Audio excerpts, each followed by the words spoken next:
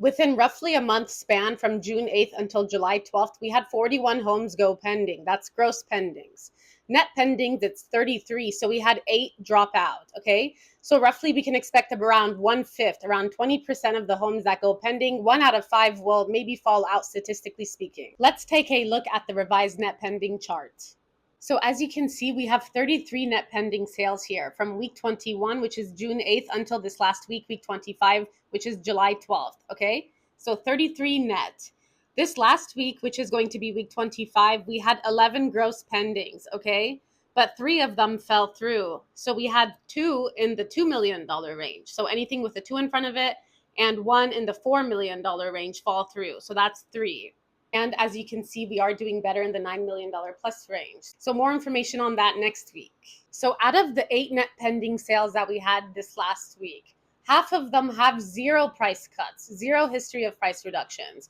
And we're looking as far back as about 8 months, okay? If it's past 8 months, then we're not really counting that since it's a different time. So we have half that have 0 price cuts. The other half have a history of price reductions, okay? So 3 of them had only 1 price cut.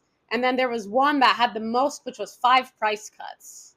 The one with 5 price cuts was also one of the lowest priced homes. It was the second lowest priced home out of that entire group of 8. So the house with 5 price cuts also had the longest days on market out of the group, even though it's one of the lowest priced homes. So from start to finish, from the first day it was listed to the pending date, it took 150 days.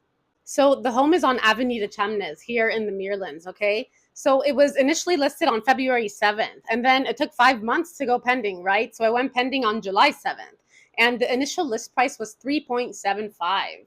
Latest list price was 3.249, so that's the price that attracted an offer for them, right? So then it just sold on July 11th for $3.1 million. So that's $650,000 below list price, which is just over 17% down.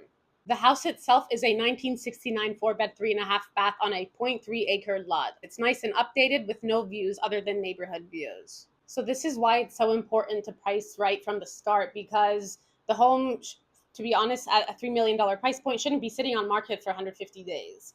So thankfully the house sold, which is amazing for them. But as far as the days on market and such, like that's what happens when you overprice your house. Then you have to reduce it so many times, and then you have to sit on market for that long when the home should have sold faster than that if it was priced correctly from the start. So that's why, again, I reiterate, it is so important to price right from the start.